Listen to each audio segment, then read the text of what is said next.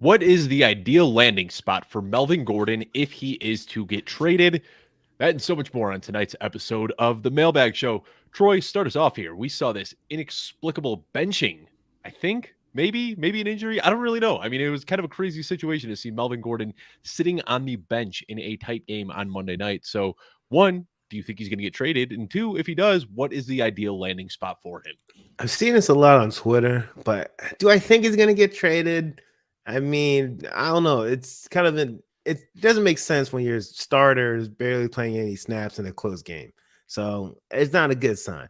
I think the Rams to me is the best situation just because, okay, everyone knows about Cam Akers' situation. He wants to get traded. All right.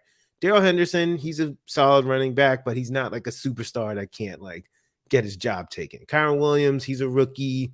You know, they have wasn't it Ronnie Rivers? Like yeah. So Melvin Gordon would step in there. He could be the RB1. I just from the top of my head, I think that would be the best situation for him.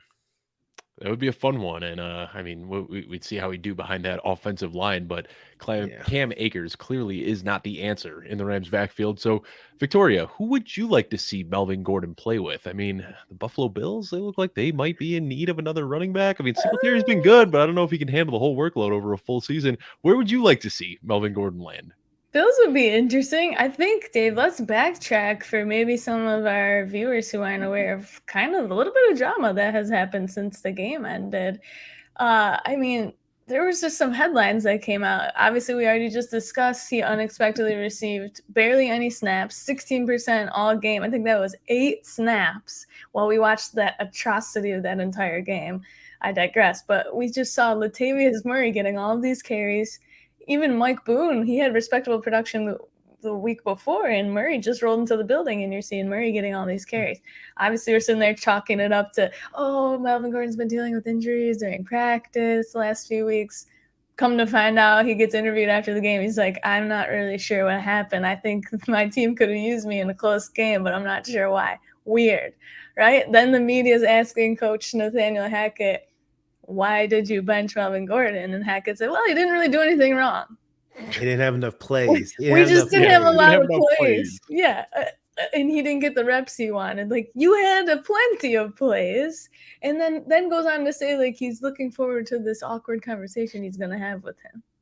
Like, super weird. And then comes out and says, the talk was great. Melvin's our starter this week. And in the meantime, before that, Melvin Gordon has been liking tweets on Twitter saying, trade Gordon for Cam Akers straight up, just trade Melvin Gordon, all these things. He's sitting there like. Little does he know these are just fantasy football trades that are being talked about on Twitter. Yeah, exactly. So, I mean, it's been some fun drama. It's been some fun drama to follow. I agree the Rams would be pretty dope fantasy-wise, kind of wide open there. I think Gordon could easily usurp Darrell Henderson. As much as I love Darrell, just that O-line, you guys already hit on it. It's scary. It's not going to allow him to be for anything other than an RB2, high-end RB2 if he's there, likely. But he already, absent of last week, he already kind of is the high-end RB2 in Denver. I just don't see them trading him and rolling with a 32-year-old Latavius Murray the rest of the year, and Mike Boone is, 27, 28, something like that. And just rolling with them the rest of the year just doesn't seem like the best decision, but I'm not really understanding any of the decisions going on over in Denver. So it's such a bizarre situation, and I'm not a college scout, I'm not a NFL coach or anything like that, but I think I understand the game of football pretty well. And my eyes, when I watch Latavius Murray, Mike Boone, and Melvin Gordon, my eyes tell me that Melvin Gordon is far and away the best running back there. And then I've talked to other people. I was on Chris Harris's show today. He said the same thing. Melvin Gordon looks like the best running back out of the trio to him. I talked with Jeff Bell and other friends of mine, and I try to talk to people asking, am I crazy in thinking that Melvin Gordon? And it seems like that is the resounding answer, is that Melvin Gordon is the best. He's the most dynamic running back. He can catch the ball. He can do a lot more than Latavius Murray, which Latavius Murray pretty much has one trick in his bags, and that is just dropping his head and running forward for 2 or 3 yards. I mean, he really isn't He's great at back. Yeah, I mean, it's really bizarre. I mean, we've seen move after move by Nathaniel Hackett, both in games and with personnel decisions that are just really, really head scratching. But to just shelf Melvin Gordon out of nowhere doesn't make a ton of sense. So, we're sitting here talking about where he might end up playing after this. I don't think that he's going to get traded. I don't know if there was some disciplinary. I mean, we hear about like missed curfews and things like this all the time. It doesn't make any sense for them to say, yeah, Latavius Murray is our guy over Melvin Gordon. So I got to imagine that the talent is going to win out, and Melvin Gordon is going to be the guy in Denver going forward, right? I mean, am I crazy? I feel what's happening. I don't trust the Broncos. I think at this point anything's possible. Yeah. Logic, Dave, what you're saying logically makes sense, but at the same time, we've seen in the NFL, logic doesn't always prevail. So, yeah, exactly. I mean, we already talked about Cam Akers and Darrell Henderson a little bit, and Cam Akers just keeps getting 20 touches a game, slamming into the back of his offensive line. Anyway, I want to thank everybody for tuning in to another episode of the Footballguys Mailbag Show. If you haven't already, give us a thumbs up. As you know, that'll help draw another audience in here and help some other people tune into the show. If you're watching right now, start dropping your questions in the live chat, and we will get to those very shortly. We have a few questions that we are going to start off with that were pre-submitted, so let's go ahead and dive into those. We already had the one about Melvin Gordon. Sorry, I got something stuck in my throat right now. But let's go to the next question. This one comes from Linda, and she is asking, do you guys think I could win in a fist fight with Nathaniel Hackett? I will hang up and listen. Back to the first question. I'm guessing that there is some sort of correlation here. Victoria, start us off here. What's happening with Nathaniel Hackett? First of all, absolutely, my money's on Linda. Shout out to Lind. I just don't. Yeah, we're going back to that first question. Dave and I are both saying a Melvin Gordon trade wouldn't make sense, but what is making sense over there in Denver? First of all, why we got to keep watching these guys in primetime over and over? It hurts to watch. This guy hired, he blatantly outright Hackett said, I don't know how to manage blah, blah, blah, blah. I'm hiring someone else to do it. That's not what you want to be hearing from your head coach. I think might be, if he's not the worst in the league right now, top 3, and I'm not sure if he's going to make it to the end of the season. How do you not make it work with that team that you have? We constantly talked about last season.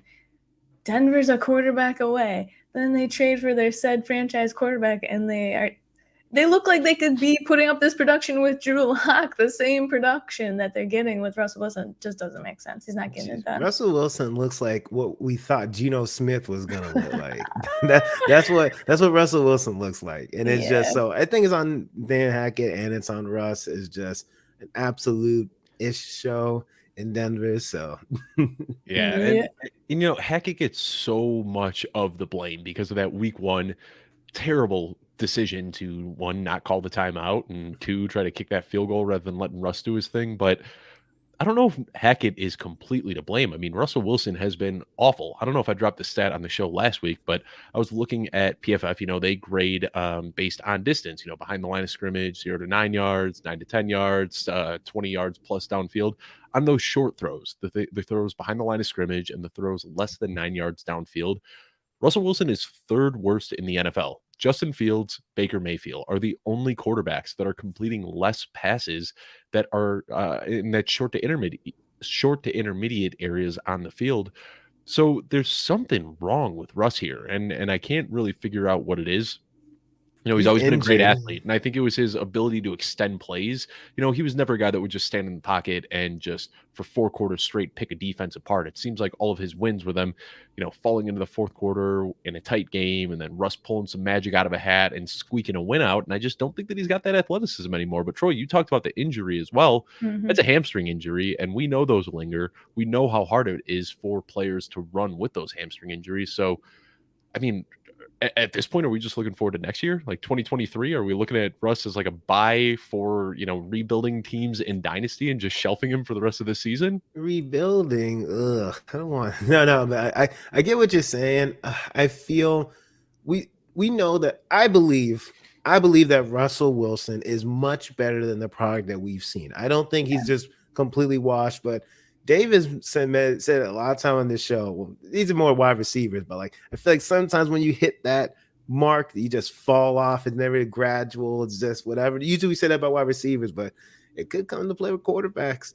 And maybe we're seeing that with Russell Wilson. I would like to think that he's not washed yet. I think he still has years left in terms of he's not that. How old is he? He's like 33. 33. Yeah. That's not that old for quarterbacks. We see he's not going to play to 45, but 33 is very young for a quarterback. I think, I think he also had a shoulder injury earlier, if I'm not mistaken. A shoulder injury. Now he's dealing with a hamstring. I think Russell Wilson, dynasty-wise, he's a buy because he's been so awful. But for the rest of this year, I'm trying to look at almost any other quarterback if I have him on my team. Yeah. And also, I mean, we kind of know how the media spin cycle works with the NFL too. I mean, we're heading into week 7. I don't think that there's a player in the NFL that isn't dealing with some type of ailment at this point. I mean, everybody's banged up. Everybody's been playing physical football for the last 6 weeks. So how much are we really even buying into the injury? I mean, is it an injury or is it an injury? Our $250 million quarterback isn't playing too well. Let's just pretend that he's got a hamstring injury while we try to, spin this damage control here. I don't even know if I'm buying into the injury all that much because it's not, he hasn't been running for the last couple of years, but it's just him missing easy throws. I mean, you see players getting wide open and he pulls back to make the throw and just throws it at their feet or throws it over their head. I mean, he is just continuously missing easy throws. It's head scratching to say the least. We see players fall off all the time, but I don't know if I've seen a player go from elite to like non-starter level in the matter of one offseason. Nah. Yeah, I think it's getting scary here, and I think if they can't pick it up in these next 5 games they have, it's a softer schedule. I think, well, actually it's not that much softer than what they've had, but it's not too bad. It's Jets, Jags, Titans, Raiders again, Panthers, and then they end the year with some tougher teams. So if they can't get through the next 4 or 5 weeks and get a couple of wins here, then yeah, I'm with you, Troy. I don't know. It's kind of a lost season here, which is insane considering the amount of money they've paid Russ. And just going off on a quick tangent, we talk about strength of schedule in the offseason, but you talk about these next 3 games coming up, Jets, Jags, Titans. In the offseason, if we were looking at that schedule, we'd be nervous about the Titans and say, well, he's got 2 easy matchups before the Titans, and now 6 weeks into the season, we have completely flipped it. Jaguars have a very competent defense. The Jets have been lights out, and the Titans are the ones that are looking like a sieve right now. So, yeah, just like we always do, going off on tangents on the show. But let's go to the next question, and this one comes from Dan Turner. Dan Turner is asking us, is Hunter Renfrow worth rostering anymore? My goodness, drafted as a wide receiver 2, and now here we are talking about cutting him. Finally made it back onto the field in week 5, didn't play a full game, was unable to play. Well, they were on a bye last week, but should be coming back this week. So Victoria, start us off. What are we doing here with Hunter Renfrow? Honey baby sweetie, Dan, if you didn't drop him a few weeks ago, you know what they say, if you love something, let it go. Make room for someone else to come into your life to be there for you in these tough times. Grab another guy off the waiver wire if you're in a smaller redraft league. Rondale Moore's still out there, Alec Pierce, Devin Duvernay, all these guys I'd rather have on my bench as flyers for these crazy bye weeks. I mean, we talked about Hunter Renfrow during the offseason a little bit on the show, and I just remember thinking, why is his ADP still so high? It took I guess you guys know they traded for Devontae Adams, right? I remember us having this conversation in the offseason. It was so weird because it continued to stay there and I stay high as ADP, and I just kept thinking, when is that going to drop down? When is this going to change? And it never did. Now, we said this, what's about to come out of my mouth, we said about another player, right? okay, he only had a bunch of targets and only finished as a high-end wide receiver because XYZ players were out, Waller, everybody. We said the same thing about Amon-Ra St. Brown, though, so it's kind of like you kind of have to pick your poison there. Dave, you have I a will point? interject the difference and I think the mistake that we had in our process there is Hunter Renfrow. We had a 3-year sample size leading Sure. up to his breakout. Amon-Ra St. Brown was a rookie, so I think that's maybe the difference is we had Yeah. 3.5 years of mediocrity from Hunter Renfrow before his half season breakout, where Amon-Ra St. Brown did it as a rookie. So I'll take the L on that one with my my Amon-Ra St. Brown take. Yeah, but still, that's part of it too. But also, Amon-Ra St. Brown doesn't have Devontae Adams on the other side of him. He doesn't have talent like that surrounding him. We all thought T.J. Hockenson was going to be, taking all these targets, or I guess DeAndre Swift is injured again, and I get that, but it didn't have that elite wide receiver competition next to him as Hunter Renfrow does. But yeah, just pick up some of these other guys as flyers on that waiver wire because he's just not worth. He's hurting you at this point if you're keeping him on your bench. Yeah, I got nothing to add. I think you nailed that. Troy, what do you have to add about Hunter Renfrow? I got nothing. I would say like he had definitely easier drop for me. I just feel like what is his upside in his offense? It's for me, he's a replacement. If you got someone on by, play Hunter Renfrow. Outside of that, he's not someone that you have to play. You don't have to roster on your bench. Again, you could get the same production you're getting from him off the waiver wire. I know he was hurt, but he's not a game changer, and this situation isn't looking like there's no opportunity for like increased targets down the line. And that's what it's like. If you're rostering him, why are you handcuffing him to Devontae Adams? Are you handcuffing him to Darren Waller? Like, ask yourself that question. And if you ask yourself that question, you'll realize, yeah, he's an easy drop. Yeah, and so much of it comes down to ADP too. We hold on to that ADP, and it ends up being a sunk cost value at a certain point because the reason people are still holding on to Hunter Renfrow is because they drafted him in the 4th or the 5th round. But if you drafted this guy in the 14th round and he put up the production that Hunter Renfrow has, and he was missing games and getting nicked up with all these injuries, you drop him without even thinking twice. The only reason this is even a question is because of that sunk cost value with his original ADP. Because some of the guys that you mentioned, Devin Duvernay is outperforming him. I mean, you can go real deep. Nico Collins. I'd rather have Nico Collins on my team right now than Hunter Renfrow. I mean, the only reason people are holding on to Hunter Renfrow is because of that offseason ADP. And we are deep enough into the season that ADP shouldn't even be in your thought process anymore. I mean, if it is, go try to trade Najee Harris for Stephon Diggs and let me know how that works out. Ew. Next question comes from Sam Wagman, and he is saying, is Hollywood Brown worth holding on your bench in leagues with 7 or fewer bench spots? Yes. I got a league with 5 bench spots, and I'm holding on to Hollywood. Yeah. I am not allowing my opponent to get Hollywood Brown, especially in time for the playoffs, because he's not ruled out for the season. He's really going to come back like right as fantasy playoff starts, and I'm going to be staring at the guy who got Hollywood because I dropped him, and then he's going to ball out for no. There's someone on your bench that's not going to be worth it. That besides Hollywood, you guys might have already prepped a little bit for this question, but where do you think Hollywood is? Like as far as rankings, 1, 2, 3, 4, 5, 6, 7. Where do you think wide receiver? What in terms of where is he overall scoring for the in season? PPR right now? Right now he's top 10. He's easily top 10. But I think he is wide receiver 5. 5. Stephon Diggs, Cooper Kupp, Tyreek Hill, Justin Jefferson, Marquise Brown. I was one off. I mean, it's not like he's putting up decent numbers. Like he's not like a wide receiver 2 with a couple boom weeks. This guy's been consistent and he's been balling out every single week. And we kind of hoped this would happen. We talked all offseason about the college connection with Kyler and Hollywood, and it's coming to fruition. So no, I don't think there's any chance that you should think about cutting Hollywood Brown.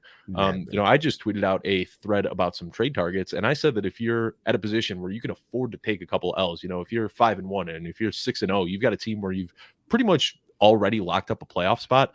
I think you should go out and trade for Hollywood Brown because, right now with his injury and with DeAndre Hopkins coming back and now with Robbie Anderson there, this is the cheapest you are going to be able to get him. But I am pretty confident that regardless of DeAndre Hopkins or Robbie Anderson being there, when he comes back in the field, he's going to start putting up wide receiver 1 numbers again. So I'm trying to get Hollywood on the few teams that I don't already have it.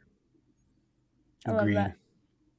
And This is the final question, guys. For anybody that's in the chat right now, we have been struggling to get to all of those chat questions because the audience has been growing every single week. So we're keeping it short. We just got 5 pre-submitted questions. Then we are going to the chat. So we're going to answer this one, and then we will answer your questions live. This question comes in from our Discord channel, and it says, OBJ rumors are heating up. When do we pick up and stash? Victoria, those rumors coming from Von Miller himself saying that he's coming to Buffalo. So why don't you take the floor here? Oh goodness, that would be so great if that happened and he went to the Bills. So right, he tore his ACL. I guess timeline is the Super Bowl, right? He says he might have played on a torn ACL before that, but let's assume Super Bowl. Exactly 9 months from that is about week 10 or 11 of the fantasy season. Realistically, let's say maybe 10 months out. That's fantasy playoffs. So if you have an IR spot, your record's really good. I mean, do it now if you'd like to, if you have that IR spot.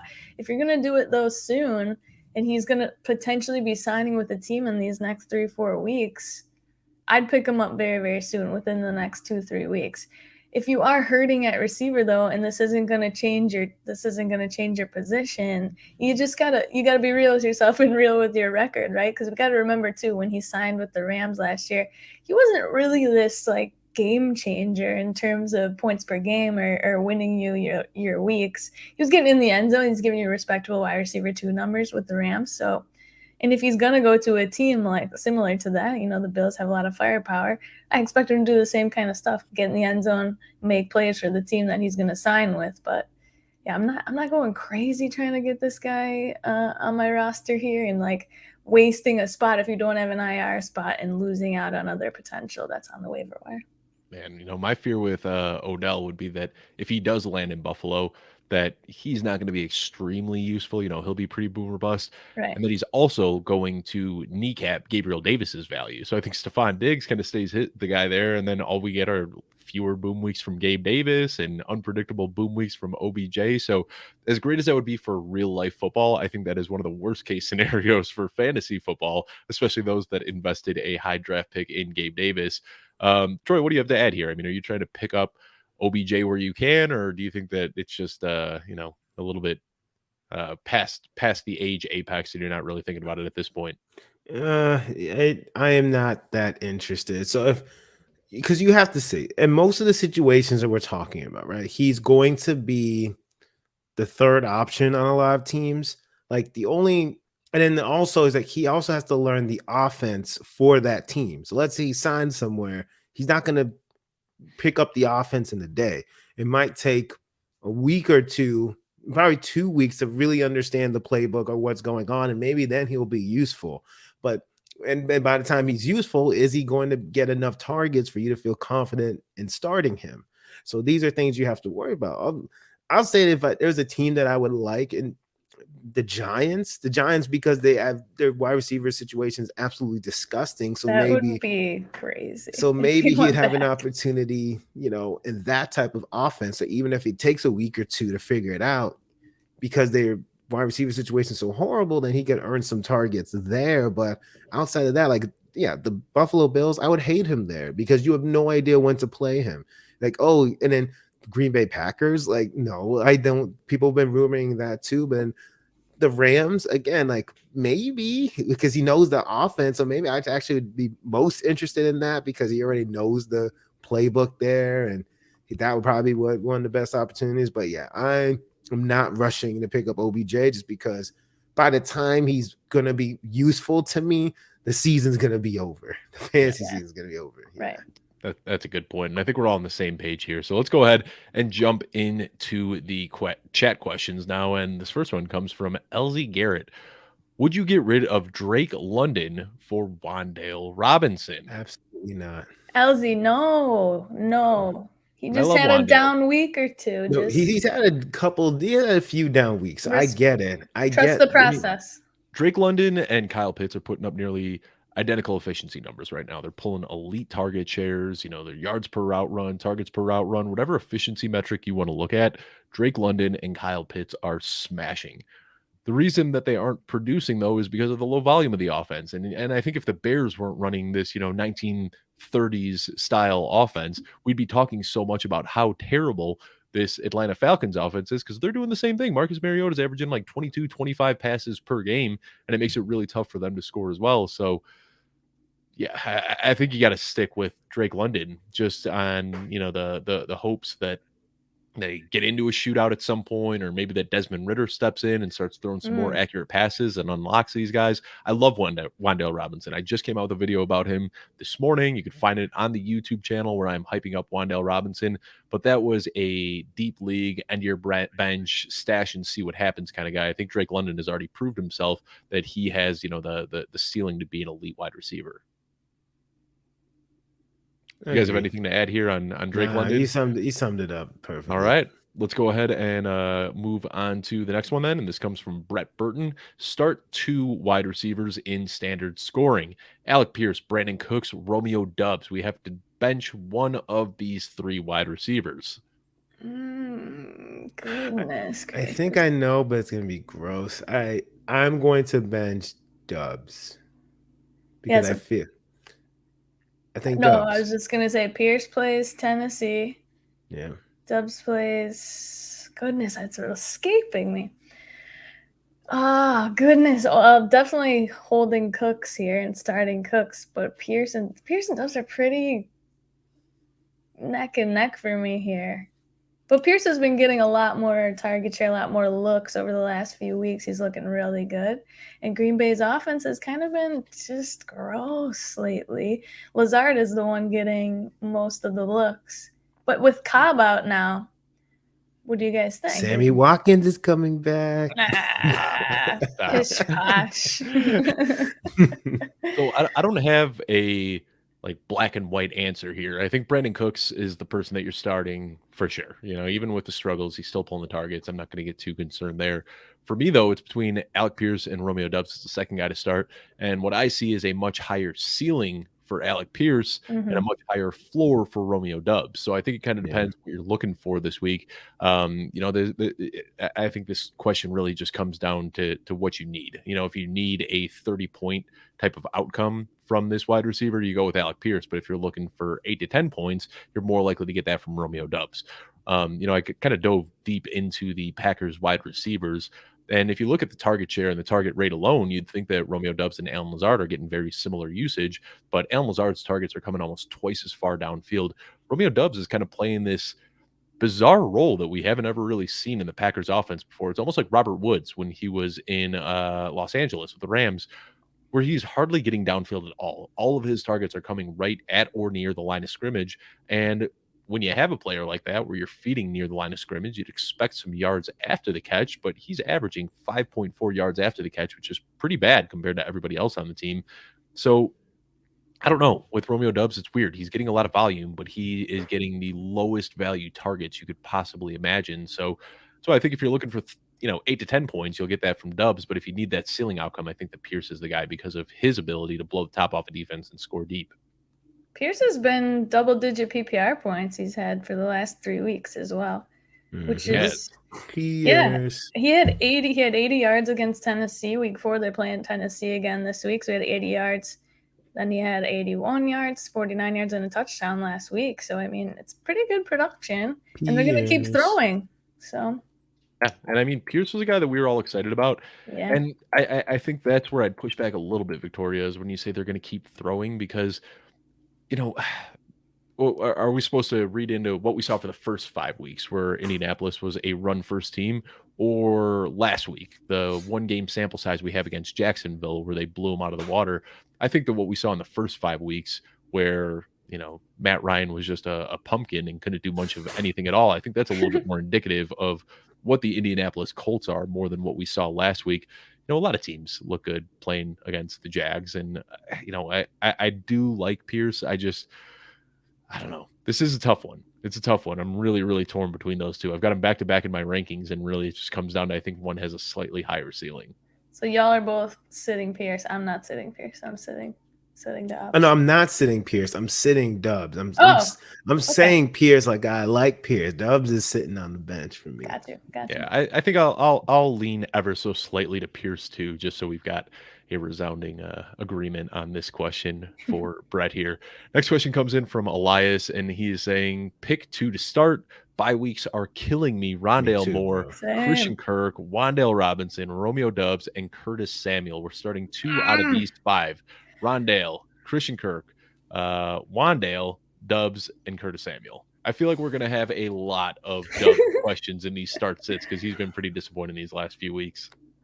Curtis Samuel was on my dead to me list for week 6. I'm just going to throw it out there. But out of this little bunch, I don't know. I think I might play him and Kirk. I think I might do Rondale Moore and Kirk. Rondale's very, very close with the absence of Hollywood, and we're not sure yet if James Conner's a go. He's a game time decision. To me, that means definitely going to be using Rondale Moore a little more. Okay, you guys convinced me. I could go more here. Yeah, I'm going Rondale Moore and Christian Kirk for me, but it's not a fun situation to be in. Next question comes in from Tron saying Amon-Ra St. Brown and Aaron Jones for DeAndre Swift and Drake London. I'm starting to sense some themes with these questions. I think Drake London managers might be getting a little bit scared and trying to shop them around a little bit. Yeah. So Amon-Ra St. Brown and Aaron Jones, DeAndre Swift and Drake London. What side do you two prefer? I think I saw a stat that said Aaron Jones hasn't. No, please tell me if I'm wrong, because this seems very wrong that he hasn't scored a touchdown in a ton of games. That's got to be wrong, right? I think it was early in the season he scored a touchdown, but it's been a couple weeks. Yeah. He had a week 1 touchdown, and I can't remember one since. Sorry, week 2 against the Bears, he had a touchdown, and nothing since. Okay, because they said the stat was like in the last 7 of 8 games. He had 2 against the Bears. Okay. In week 2, and then hasn't scored in any others. He's worrisome, but then you're looking at Swift of like, oh, I think I can go this week. Obviously, we all probably prefer Swift over Aaron Jones, but I'm gonna versus London. It's all. I'd want to see your team, Sean. Like, I want to see your team. Where are you weak? In a vacuum, though. In a vacuum. If everyone's healthy, here's the thing: if everyone is healthy, I think I want the Swift side. Ooh. If they're all healthy, I think I want the Swift side. If London hadn't had 3 down weeks now. I mean, that's what it is, because, and like Dave said, he's getting the target share. Swift is just, we saw what he was the first few weeks. He was elite. He's the best running back in the league. He was the best running back in the league, and he got hurt. So I feel like, and Amon-Ra St. Brown was also really good, but he was very consistent numbers. But I feel like Swift, what he was doing, he was not breaking fantasy, but he was the number 1 running back. He was like, him and Saquon Barkley were the guys you wanted on your team in the beginning of this year. Then he got hurt, and now people are just forgetting about him. But once he gets back on the field, again, he was ripping off 50-yard runs like every game. That play where he dove out, fell down, got up, and then carved out the whole defense and scored a touchdown, which is unbelievable. I think I think people are forgetting because he's been injured for so long, but like what he was doing in the beginning of the season was just mind blowing. So once he gets healthy, he should be doing some similar stuff. That's one of the reasons why they're number 1 scoring offense. Swift had a lot to do with that. So I'll take the Swift side. And I think the concerning thing with Swift, though, is, they had the bye week last week. Practices opened up today. I was, paying close attention to that practice report, hoping that we were going to get a full practice from Swift, and still limited. I mean, This guy hasn't played in a few weeks. Even after the bye week, he still is unable to log a full practice. We got Amon-Ra St. Brown back at practice 100%. We know what this guy does. He's just unbelievable talent when he's on the field. I think I'm going to go with the Amon-Ra and Aaron Jones side here. And I think the reason for that, if you watch the Packers, I mean, Aaron Jones is up here with his talent level, and everybody else is down here. I mean, he is so much better than everybody else on this team. I don't know what happened to A.J. Dillon this year. He's been terrible. Allen Lazard is my boy, but, I mean, let's be honest. He's nowhere near as good as Aaron Jones. Aaron Jones is just that guy. Like, he is that good. I feel like it's only a matter of time before they say, you know what? Get him going. We need to manufacture 20 touches a game for Aaron Jones because he's the only thing this offense has. So I'm going to go with the Amon-Ra and Aaron Jones side here. Vic, you got to decide. Oh, no. It's tiebreaker. The fate of this man's fantasy football team lies in your hands, Vic. A lot of pressure. So I can't argue that to me, the guy that has the most potential and the highest ceiling is DeAndre Swift in this trade. But I think you're getting more out of both positions, Amon-Ra and Aaron Jones, with that side. And I lean it ever so slightly. Obviously, things can change for Drake London. We've said, what if Desmond Ridder comes in? There's too many what ifs there, and there's been a lot of down weeks. So I'm going with Amon-Ra, St. Brown side. All righty. Well, there we got it. Hopefully we helped you out a little bit there. Next question also comes in from YouTube. Will NFL scoring go back up this year? Sundays are painful right now. There was a tweet circulating about Scott Simpson. He said that fantasy scoring is down 22% or something like that compared to last year. It's bad. That was debunked, I will say. I don't know if you guys saw Corey Spala pulled the numbers and said, I'm seeing a 1.2% dip. I don't know where this 22% I pulled right after I saw that. I pulled just fantasy pros from fantasy leaders list for the last 2 years through not 6 accurate. weeks, and it was like 6% something. That's like 22% sounds so much better and scary. Had he said 23%, he probably would have got even more likes. Hey. But yeah, I mean, it doesn't put to rest this statement. The games have been ugly. The primetime games in general, and like it's not getting better these next couple. Definitely not this week. Don't JGM bunch of numbers. Do not look at the primetime schedule for this weekend. I think maybe just go hang out with your friends, maybe take your partner out, have a good time, maybe to dinner, maybe just avoid these late games because this week's not looking any better. Hopefully it gets better down the stretch. Maybe in fantasy playoffs it'll get better because they'll have like 15 weeks to figure it out. Oh my God, that's so far away. This has been a talking point a lot over the last few days because scoring is down. Yeah. And I can't remember where. I saw it somewhere on Twitter, but somebody made such a good point. And I was just like, well, of course, that makes all the sense in the world. I mean, the last few rookie classes have been terrible. Like you look at the 2021 class, that was supposed to completely change the NFL. Trevor Lawrence, Zach Wilson, Trey Lance, Justin Fields, like all these guys were supposed to come in and just add this juice into the NFL. And I mean, we might be looking at like 5 for 5 busts out of that class. It has not been good. And then at the same time that all of these young, talented quarterbacks coming into the league are busting, you've also got Tom Brady and Aaron Rodgers and Matt Ryan and all of these Russell Wilson, all of these like historically elite quarterbacks that are all falling off the age cliff at the same exact time. So, there's just, I think it's just a lack of, I mean, look at the starting quarterbacks that we have on a week in and week out basis. There's Geno Smith is playing like one of the best quarterbacks in the NFL. That should answer your question right there. I mean, the quarterback play is the problem. Looking at these starters this week, I mean, it's crazy that Bailey Zappi is the consensus 22nd quarterback. Like this is wild that this is how bleak the quarterback landscape is right now in the NFL. I'm trying to look up a tweet I saw today of the top quarterbacks based on QBR, and I know Marcus Mariota was like top 5. Tua should be up there. Look, I'm happy Tua's back. He is here. It looks like he is up there for sure. Geno's in there. Cooper Rush. Top 6, it looks like from this website. Obviously, Jalen Hurts, but like Marcus Mariota, Jacoby Brissett, top 2. I can't believe that. Just wait until after this week when Taylor Heineke finds his way into that post as well. No. It's bad. It's bad. It's going to continue to go down. So PJ Walker. Oh my God. Prime time. Scoring is going to go back up. And this is also like historically, don't we usually see like the offenses come out early in the season lighting it up, and then as the season progresses, defense tightens up, and that's when we see some offenses start to get clamped a little bit. If this is how the season is starting, I can't even imagine what football is going to look like once it starts snowing and it gets cold and defenses tighten up a little bit. This could be for a pretty gross season. You know what? All that matters is we get to watch Josh Allen if you want to watch Josh Allen. So I recommend, maybe not this week because, he's not playing, but all the other weeks, just put on the Bills game and you'll feel better, man. Yeah, this is a brutal bye week schedule. We got like 4 of the top 5 wide receivers on bye. I was doing rankings the other day and I was like, something doesn't feel right. Like, why are all of these guys in my top 10 wide receivers? This shouldn't be happening. All right, next question comes in from somebody on YouTube saying, would you trade Clyde Edwards-Helaire and Mike Williams for DeAndre Swift? Yes, I would do that. Yeah. Yes. Yeah, CEH is going to drop off. He was propped up by a lot of touchdowns beginning of the season. I don't see that efficiency sticking around, and Mike is boomer bust. And it's just do it. You drafted him. He's boomer bust. If he's driving you nuts, ship him off, baby. CH has already fallen off, Yeah. unfortunately. I mean, Yeah. that buy window slam closed pretty quickly. Let's jump ahead a little bit because this is a good question, kind of playing off of what we just did. Joey Wright is saying, I am struggling with Mike Williams and the inconsistent weeks. Is Mike Williams the type of player you like to shop, or is he worth the headache? This is a great question. I think he's worth the headache.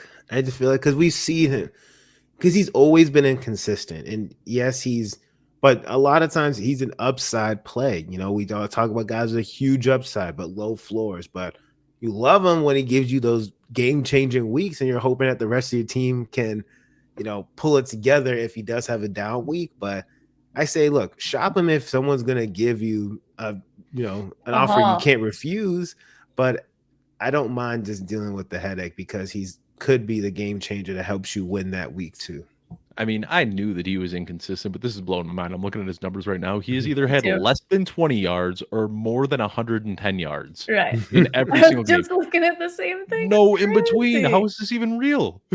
That is the definition of boom or bust. And you knew that when you drafted him, though, Joey. You knew that, my dude. So, deal with crying when he gets you 3.7 PPR points like this last week, or he's going to boom for you with 24 points the week before. I mean, it depends what your heart can take. So again, I agree with these guys. If you can get a nice haul for him, yeah, I'm fine. If you can, like that last trade, I loved that. If you're going to get a DeAndre Swift and you package CEH like that, you package another type of RB2, then yeah, I'd do it, but you got to ride the wave if not. Yeah. All right, here we got another question here, and we've seen a lot of the same suspects on a lot of these questions tonight. Good evening, full PPR. I need 1-2 flex. Drake London, Alec Pierce, Eno Benjamin. Thanks, really appreciate the help. So in full PPR, Drake London, who has been a hot topic of discussion tonight, Alec Pierce, who has been a hot topic of discussion tonight, and Eno Benjamin, who we have not mentioned yet. Got the volume last week, but was horrendous with it. I don't know if you guys watched that game, but Eno Benjamin might just stink at football. I mean, he looked bad. He looked really, really bad. I don't know. I mean, you got to start him because he's going to get the volume, but I don't know if there's any upside there whatsoever. So who are you guys starting out of these three here? I like Alec Pierce because, like Vic mentioned, double-digit PPR fantasy points for the last 3 weeks. He's trending upwards. Drake London has not done anything for the past 3 weeks, but he's getting the target share. I think I'm going to go with Alec Pierce. I like the upside. I like what he's been doing. So give me Alec Pierce. All right. I'm with Troy, and I just wanted to bring up he's still getting volume too. The last 3 weeks, Pierce's targets are 6, 9, and 7. It's not like he's getting 80 yards off of 2 catches. So he's still getting that target share. And Tennessee, their defense isn't great. Colts defense isn't great. I don't see it being a particularly low scoring game. So I think I'm going with Pierce too for that full PPR. I agree there. So let's move on to the next one. And this comes from Ronald Gill. Who should I drop for a defense by Sunday? Romeo Dubs, DJ Moore, or Eno Benjamin? Not DJ Moore. I get it. He's been horrible, but I'm not dropping DJ Moore. I knew it was only a matter of time before we got a should I drop DJ Moore question. I mean, it's because every week it's like, who can I trade DJ Moore? I know. For? And now it's like, should I drop his? So and I don't want to be. He's on pace 530 yards. I saw Adam Levitin call that out. Like, just awful. Well, maybe Sam Darnold can save him. The fact that Sam Darnold's going to be the savior is that sentence without busting out laughing. That's the saddest part. The fact that he's the guy that's going to save the day for DJ Moore is absolutely sad reality. But I'm not dropping DJ Moore. I think. Well, you'd have to drop Eno. I think it has to be because he plays Thursday, right? You'd have to drop him sooner. So it depends, Ronald. If you can't make that decision yet, well, not in every league. You can still drop players in some leagues after they play, but not most of them. So yeah, keep that in mind too. Yeah, I think I would do the same. But I don't know if the James Conner. Yeah, it's like. Sure, he's a fine backup when James Conner's out, but he didn't really do much. He didn't even get into the double digits for full PPR last week. So I think I'd have to go Eno as well. Yeah, I'm dropping Eno as well. Sorry, I was trying to get ahead of some of the other questions. No, I just. But yes, I'm dropping Eno as well. But I think that you're doing the right thing by saying drop on Sunday, because I don't think that there's a ton of ceiling with Benjamin, but you do got to be careful when you're dropping people because you don't want to drop somebody and give them enough time for somebody else to pick them up and then play them against you. And I mean, there isn't a worse feeling than dropping somebody and then have them go off against you in your opponent's lineup. So wait until Sunday afternoon, make sure that they can't clear waivers, and then pick up that defense. Next question comes here from CJ Battaglia saying, what trade value would you ask for in exchange for a player like T. Higgins? I'm just going to say it. I don't think you should sell T. Higgins because his ceiling and his potential is so much higher than what you're going to net on the trade market right now. I mean, he's been dealing with injuries. He had that scare a couple of weeks ago where he came out for a few snaps and didn't do anything. He's coming off a down week last week. I think that right now people are going to be selling T. Higgins for pennies on the dollar. And I think that the advice is go out and get T. Higgins. I cannot, in good faith, tell somebody what they should be trying to get in return for T. Higgins because I don't think it's going to be enough. I agree. Would you trade T. Higgins for CeeDee Lamb? Yes. I have CeeDee Lamb ahead of T. Higgins. I had CeeDee Lamb ahead of T. Higgins in my preseason rankings too. So I think if you're just able to straight up get a better receiver, CeeDee Lamb, AJ Brown, Stephon Diggs, Cooper Kupp, Justin Jefferson, those guys, then I think you make the deal. But I don't know who's going to do that. I'd imagine that this is, I've got T. Higgins in a bunch of leagues, and I've been fielding a bunch of offers for T. Higgins, and people keep sending me these lowball offers. Darrell Henderson and my gosh, I got a Najee Harris for T. Higgins offer. Everybody keeps trying to buy low on T. Higgins. Nobody's willing to pay up for the talent that he is right now because of the injuries. Yeah, nah, no thanks. All right. Next question comes from Weaver Todd. San Francisco defense or Jets defense for week 7? Let me go ahead and pull this up real quickly. San Francisco has a very tough matchup against Kansas City, so there's definitely fear about how they're going to do there. Jets defense has been red hot. I mean, they've been looking pretty darn good, and they face off against Denver this weekend, who has not been looking good. Jets easy. Jets. The only time I will chant it, I picked them up I'm not in one of my leagues. Definitely Jets over San Fran, especially even if San Fran wasn't playing KC. They're pretty banged up over there as well. So yeah, Jets for Weaver, you got two people that are fans of AFC East teams telling you to play the Jets. So I think that's the obvious answer here. Got another question though from Weaver saying, scary Terry McLaurin going to do anything worth using in week 7? I mean, he wasn't bad with Taylor Heineke last year. I checked out the splits, man. It was almost like his career splits with and without Taylor Heineke are almost identical because I had the same hunch, and I mean the numbers just didn't. Is that worse than with Carson Wentz? Yeah, his numbers are not as bad with Carson Wentz. His numbers are better with Taylor Heineke. Better with Heineke than they were with Wentz, but not much better. Yeah, he actually going to do anything. He's going to do better than what you have. So I mean. We talked about this a couple of weeks ago, and yes, it's just wild. Like we see Diami Brown, Curtis Samuel, Jahan Dotson, like every single wide receiver on Washington has had a top 24 fantasy week except for Terry McLaurin, and he's getting some volume, but his role is just so different. And I don't know if it's just because of Carson Wentz in the offense, but I mean, how many like acrobatic downfield catches has we seen Terry McLaurin make throughout his career? And now he's just running slants, and he's just getting these really short targets. They're not using him downfield anymore, so. I'm not expecting anything. I mean, he got the bag and might just be phoning it in now. He got paid, and we haven't seen much since. Yeah. With bye weeks, you might have to, Weaver Todd. You might have to be starting him. So just look. Especially this week is horrible. You still have to start him, unfortunately. Look away. Just a landmine, yeah.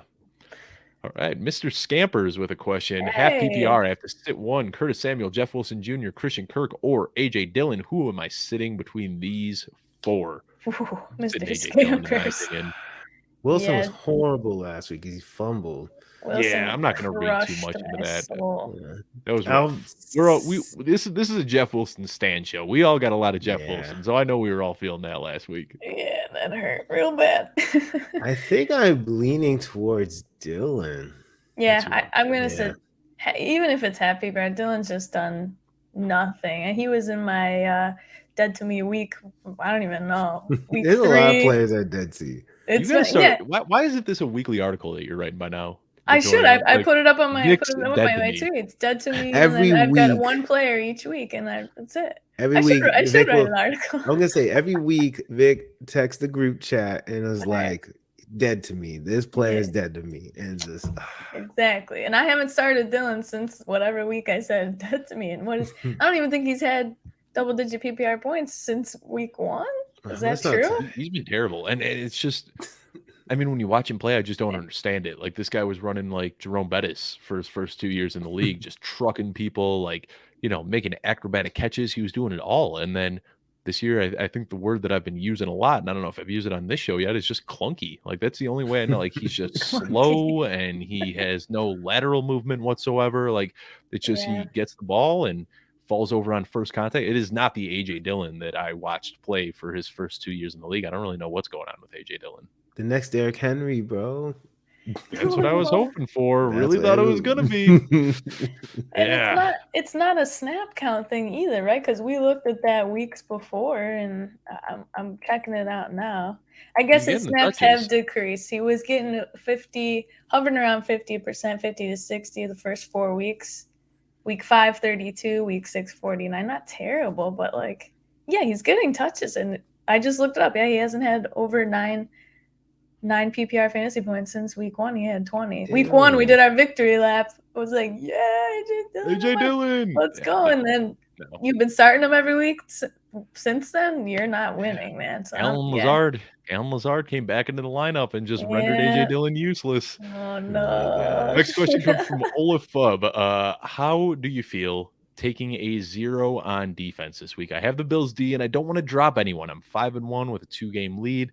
Do you don't think any waiver wire defense will make a difference in my week?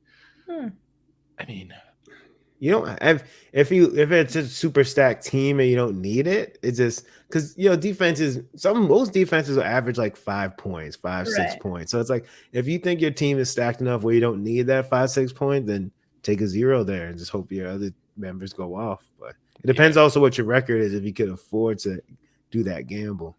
I think another sneaky thing that you might be able to do is check the waiver wire. And if the Steelers probably aren't available, but the Steelers have had a pretty good defense and the Dolphins have a good defense going up against the Steelers. So if one of those two are available, and you could always make out that swap on Sunday night if you really need to. And I doubt that this team's available, and it pains me to say, but New England Patriots going up against Chicago on Monday night. That should be a pretty good matchup as well. So I guess the nice thing is you kind of have options. You don't have to make the decision right now. I would wait to see how your team does through those, first 2 slates of games. And if you need to go out and snag one of those defenses, you can. But, I think that there are enough good defenses playing on Sunday and Monday night that you should have a little bit of flexibility. Next question from Joey Wright. Josh Reynolds has been very good with Amon St. Brown out. Has Reynolds carved out a solid role in the passing game?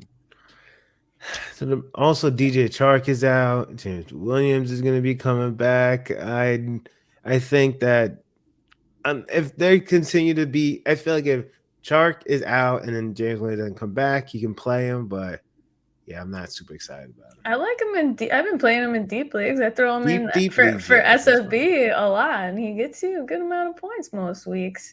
Just depends. Yeah, like Troy said, who's coming back, who's in the lineup. I get that. Yeah, obviously he's going to see less target share if Swift is back in the lineup, but I think he's a fine dart throw, fine flex.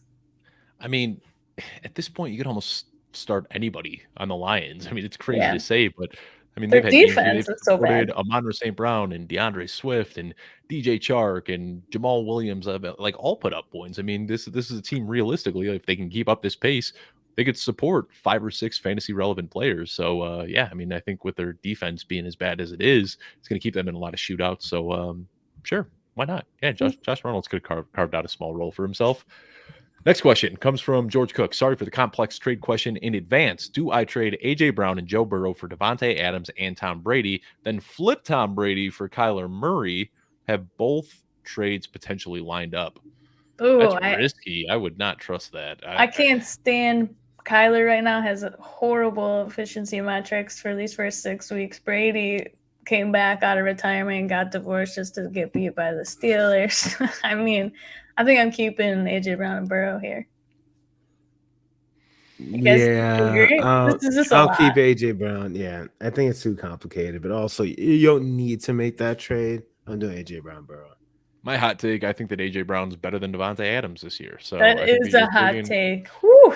I don't even think it's that. I mean, AJ Brown has been elite. He's only had one touchdown so far. True. He has, out of the top 20 scoring fantasy receivers, he has the lowest touchdown rate of all of them. So he is going to regress. I've got him as a top 5 wide receiver for the rest of the season above Devontae Adams. I mean, he is just tailor-made for this offense. So I would not be doing that. I would keep AJ Brown and Burrow.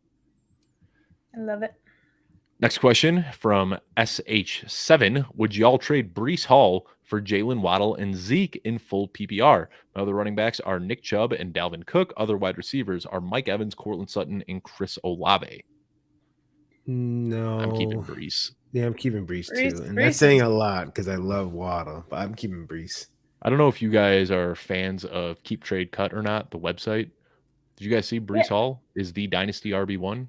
He is passed up Saquon Barkley, Christian McCaffrey, Jonathan Taylor. Breece Hall is the RB1 in Dynasty. I mean, I'm not surprised. Like after that 100 rushing, 100 receiving game, people lost their minds against the Miami Dolphins. But yeah, it's just once you see someone do that, like you've already seen the talent. Like he's gonna be unbelievable. Like so, it's not that surprising. I'm keeping Breece here. I mean, I got Breece as a top 5 rest of season running back. I mean, his ceiling is literally overall RB1. He's that good, so I'm keeping Breece. Next question comes from Olafub again. Do I take a 0 at D? Oh, so I think this kind of loops back in with the last question that they had asked. Yes, same person. Yeah. Do I take a 0 on D, or do I drop Taysom Hill, Brandon Ayuk, Michael Gallup, or Michael Thomas? Same question. I mean, Hill's the most droppable, obviously. Yeah. So yeah. I'd be fine dropping Taysom Hill, to be honest. You're going to pick up a D. Yeah, wait until Saturday or Sunday or Monday night and kind of see how it plays out. John is asking us Tua or Kyler with DeAndre Hopkins back on Thursday. Kyler has more upside. Kyler, yeah. I'm going Kyler here. You know, I talked about it. It's kind of irrational, but I was going through my rankings and I realized that I'm still lower on Tua than consensus. And, you know, we've seen him put up really good numbers, but I'm just so scared with this injury. And I don't have a rational take other than I'm just scared that he's going to take a big hit and McDaniel is going to be like, all right, back to the sideline. If he suffers another concussion, then he might be just done for either weeks or the season because they're not going to play around with that. So that worries me a little bit. And he cleared protocol, but man, I feel bad for Josh McDaniel. I truly do because I feel like it has been such a hard. I'm sorry. Did I say Josh McDaniels? Yeah. Mike McDaniel. I feel bad. I mean, I just can't imagine a tougher start to a career as a head coach. I mean, just being under the limelight and getting so much scrutiny over this situation that really I don't think was his fault. But yeah, it's a tough situation. And they started off so hot. So it was like such swing of like, oh my God, everyone loves the Dolphins to, oh my God, everyone hates the Dolphins. It's been pretty chaotic. I feel for you. McDaniel, if you're watching this, I feel for you. Next question comes from Chase Kimball. Full PPR. Do I trade Jamar in return for CEH and DeAndre Hopkins? Absolutely not. Do not do that. No. Next question. Andrea says, I need one wide receiver and one flex. Michael Gallup versus Detroit. Alan Lazard versus Washington. Dameon Pierce. Damian. Yeah, Damian. Well, and so one and one. And so one Damian Pierce, and then I'm going Lazard over Gallup here. Easily. I am too. Lazard had a touchdown or what? 100 yards in every game. Yeah, he's doing well. Double-digit points. Yeah, can't be too upset about that. And almost had 100 and a touchdown last week. My man's been looking pretty good. Happy to see it. Last question here comes from George Cook. Also, start 2 between DeAndre Swift, Kenneth Walker, and Dameon Pierce. Oh my goodness! George, your team's too good, man. Get them all in there, George. Make a trade. Package some people up and make your team better because I can't imagine sitting any of those 3. Flip a coin, man. At this point, I'll say Dameon Pierce and Swift if Swift is healthy, but I don't know if he's going to be healthy, so maybe that'll make your life easier this week. So maybe Kenneth and Pierce if you're worried about the Swift injury. He's been limited. Watch the practice reports, but I mean, I'm looking Kenneth Walker against the Chargers, Dameon Pierce against the Raiders. None of those matchups move the needle for me much. Right.